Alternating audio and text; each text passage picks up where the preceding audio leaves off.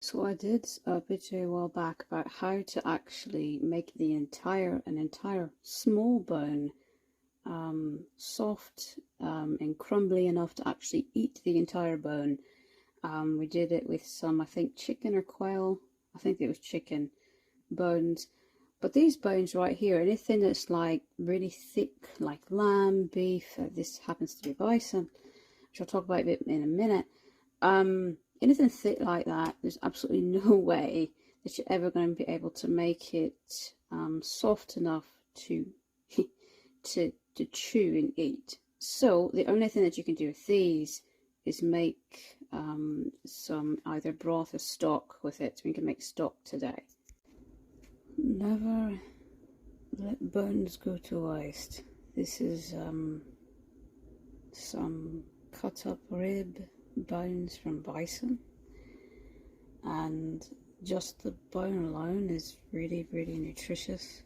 We've got herbs that I prefer to put in a tea bag just so they don't, sit loosely in there. That's just how I prefer it.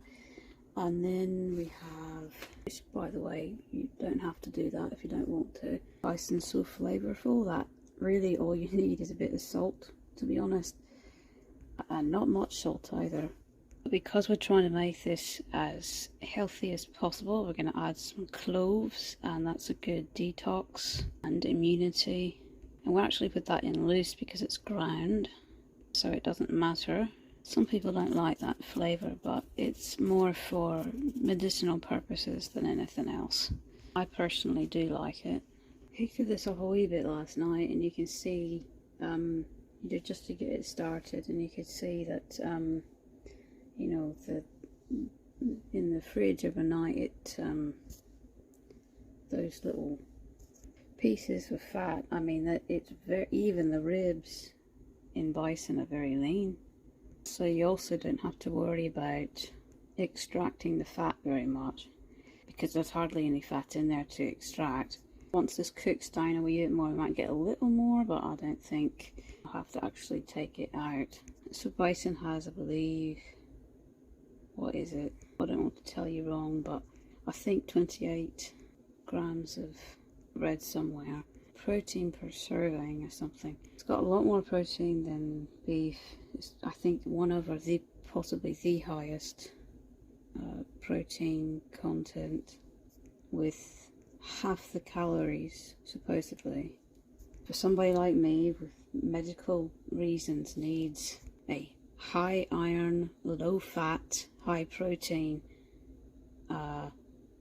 and relatively zero carbohydrates, beggars can't be choosers. Unfortunately, I'm forced to eat meat, and not just meat but red meat.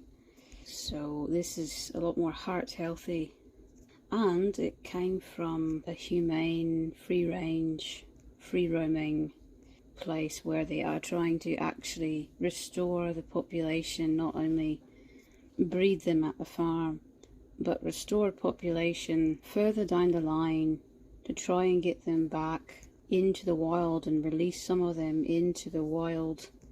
They're trying to do a breeding program where they widen the gene pool a little bit, because sadly a lot of them were nearly hunted to extinction. So they're trying to actually get bison back to how they used to be a long time ago. They've actually shrunk. They've shrunk because of near extinction, and then when people brought them back from the brink, they had a really low gene pool. So they're trying to reverse that. Wildest farming is very interesting, very inventive, trying to reverse the damage that we've done through farming. It's quite amazing. So anyway, I'm gonna let this simmer for, bring it to probably a real soft boil, and then let it simmer for about 8 hours or 9 maybe. You can actually do it up to about 12 if you really want to.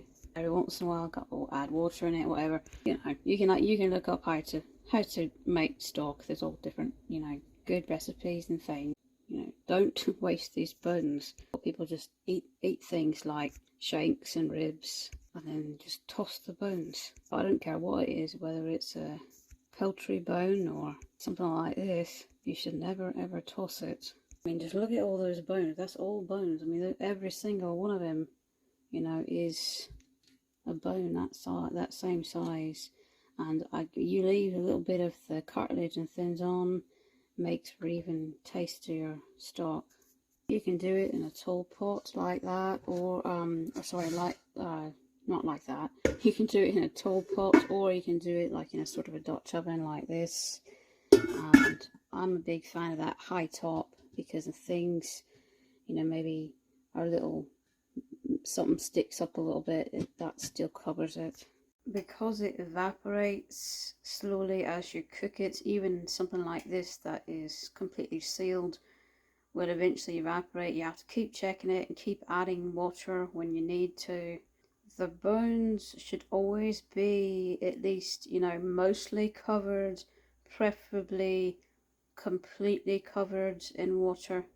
So if the water level ever gets lower than that, you'll need to add water as it's cooking.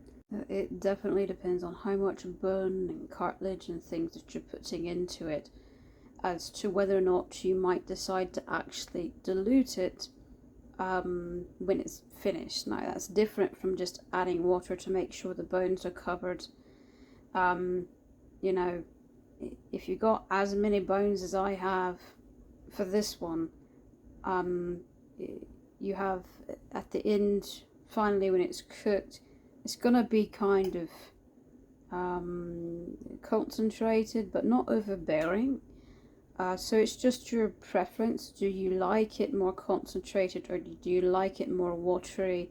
If you like it more watery and you have this many bones, you know, in a small, well, this is not small, but it's a Dutch oven. It's not a giant stock pot, okay? So if you're cooking it like this in a Dutch oven, and you only put just the bare minimum of water in there to cook, you know, the stock with, you might want to dilute it either just so you have more, so it'll last longer, or if you're one of those people that don't like it too rich and you want it, you know, personally I don't think, as long as you don't put too many spices and herbs in it, I don't think it would be too rich, you know. So it's, you know, my preference, I would only dilute it if I wanted it to last longer. I wouldn't dilute it to make it less flavorful. I dilute it, you know, to make it last a little longer. And forewarned, if you dilute it too much, it's, you know, it's not going to taste much of anything. So dilute it little by little. If you plan on diluting it, you're going to have to do it little by little, so that, you know, each thing is different. It depends on, like I said, how much bone you put in there, and just overall. So don't just throw a whole bunch of water in all at once, because you might totally ruin it. Sometimes it can get a little too hot, and you'll have to turn off the depending on your stove top or whatever you're cooking it on, you'll have to completely, like mine, I have to completely turn off, because the lowest setting, this is so good, this pot is so good at keeping in the warmth, that even on the lowest setting I have to turn it off. You can see that it starts to do a little more than I want it to, and then it, you know, it starts to evaporate too quickly for my liking, so I have to occasionally turn it all the way off. Now these bones, you know, when you're done with, you know, cooking them, obviously you can't do anything else with them, so you're gonna have to remove the bones. Just, I guess, you know, for the dumb people out there, I'll say this, you're gonna have to remove the bones, because these bones are too thick. You cannot swallow them, you cannot chew them, okay? You cannot actually eat the bones. We're getting all the juices and the marrow and everything out of the bones through cooking it like this.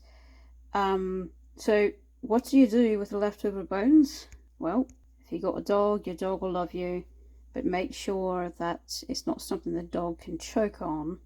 Otherwise, I'd say just throw it out for the foxes, the wild foxes or something. Another bit more inventive thing would be to crush up the bones if you had something that would crush them up. Most of us don't have the ability to crush them up, but if you have a tool that will crush up the bones into almost like a powdery then you can actually put them in compost and use it for your garden. It's got lots of calcium and things the plants need, so it's good for that. But otherwise, you know, you're going to have to take these bones out and toss them for the dumb people. You can't physically eat it. You can only eat the, you know, juices. So, also for the dumb people, you can't eat that either. You know, it's stupid what I have to say, so that some troll out there doesn't, you know, oh, you told me to eat it. You know, even the one with the chicken bones, I warn you, like, some of them are, even though you can chew most of it, some are sharp. Don't swallow the sharp things. You know, you can look at it. I have to say them things for the dumb people. I don't like it any more than you do, but I have to say it. Get it over with. The longer it sits, the darker it'll get, and you'll see, you know, a lot of the juices and things start to colour the stock. And keep in mind, we also have a bit of cloves in here, so that is making it darker than usual as well. And so once it's done, now you got two options.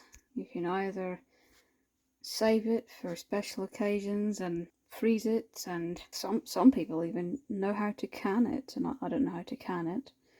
But if you got too much, you know, that's a good way, you know, either freeze it or can it. Or you can do what I would do and just eat it all, you know. This is one of the few things that you don't have any guilt with, you know, because it doesn't have any fat, but nearly zero fat. Over 90% of it's just water. One of the very few things that you can indulge on, something like bison stock.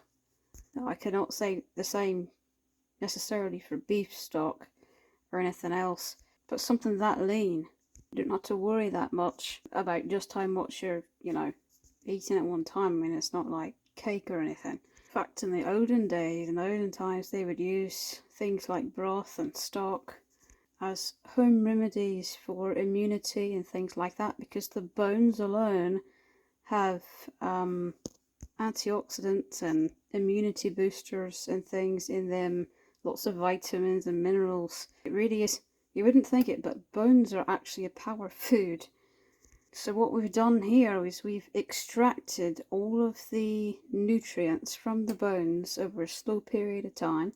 The bones themselves, they don't have any nutrients anymore, but everything in the liquid part of it is just chock full of nutrients. Used to be given after battle. I mean, literally, it's something that old age time was said to bring strength and immunity and healing.